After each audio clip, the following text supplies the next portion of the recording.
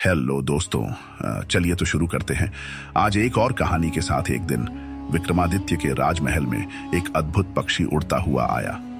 वह पक्षी बहुत ही सुंदर था और उसकी चमचमाती पंखों की आभा से पूरा दरबार जगमगा उठा।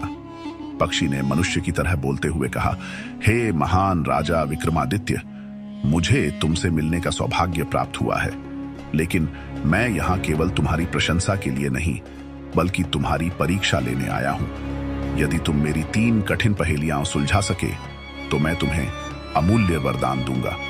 यदि असफल हुए तो तुम्हें मुझे अपने राज्य का आधा हिस्सा देना होगा।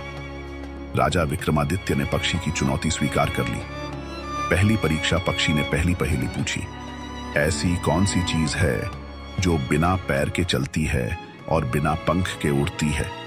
दरबार में सन्नाटा छा गया। मंत्री और दरबारी भी सोच में पड़ गए, लेकिन राजा मुस्कुराए और उत्तर दिया, वह चीज है हवा, जो बिना पैर के चलती है और बिना पंख के उड़ती है। पक्षी ने प्रसन्न होकर कहा, तुमने सही उत्तर दिया राजा, लेकिन अगली परीक्षा और कठिन होगी।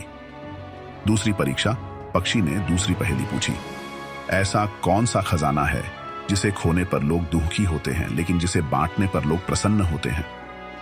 इस बार भी दरबारियों के चेहरे पर असमंजस था। राजा ने कुछ क्षण सोचा और उत्तर दिया, ये खजाना जितना बांटा जाए लोगों में उतनी ही खुशी और एकता बढ़ती है। पक्षी ने राजा की बुद्धिमत्ता की सराहना की और कहा, तुमने फिर से सही उत्तर दिया। अब अंतिम परीक्षा तुम्हारे धैर्य और विवेक की होगी। तीसरी परीक्षा पक्षी ने कहा, अब तुम्हें अपने राज्य और अपनी प्रजा के प्रति अपने प्रेम की परीक्षा देनी होगी। देखो, मैं अभी तुम्हारी सबसे प्रिय वस्तु लेकर उड़ जाऊंगा। यदि तुम उसे पाने के लिए जल्दबाजी करोगे या मुझ पर क्रोधित होंगे तो तुम परीक्षा में असफल हो जाओगे, लेकिन यदि तुम धैर्यपूर्वक मेरी चाल को समझ सको तो मैं स्वयं तुम्हारी वस्तु लौटा दूंगा। इतना कहकर पक्षी ने राजा का मुकुट उठाया और उड़ गया। दरबार में हलचल मच गई। सभी दरबारी चिंतित थे कि राजा का मुकुट वापस कैसे लाया जाएगा, लेकिन राजा शांत और स्थिर बने रहे। उन्होंने पक्षी के पीछे जाने का आदेश नहीं दिया। राजा ने कहा, यदि वह मायावी पक्षी सचमुच मेरी परीक्षा लेने आया है तो मैं क्रोधित होकर या जल्दबाजी में अपना धैर्य नहीं खोऊंगा, क्योंकि राजा का असली मुकुट उसकी प्रजा का विश्वास और प्रेम है, न कि सिर पर सजा हुआ ताज। पक्षी कुछ देर बाद वापस आया और राजा के सामने मुकुट रख दिया।